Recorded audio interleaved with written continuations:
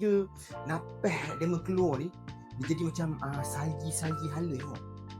Ya, sebab terlalu sejuk. Ada hari pula lemon ni rasa macam tengah duduk dekat planet lain, bukan dekat bumi. Bro, pelik tak? Kan? Macam tu.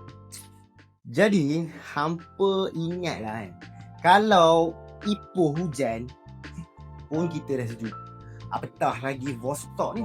Itu manusia lawan dunia yang tak pernah nak bagi kita can.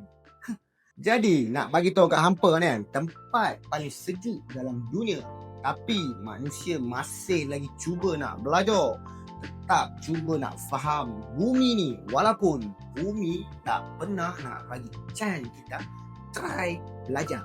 Kadang-kadang tempat yang paling sunyi itulah tempat yang paling banyak rahsia. Itu cerita Vostok kan, cerita yang hanya tinggal dalam hati.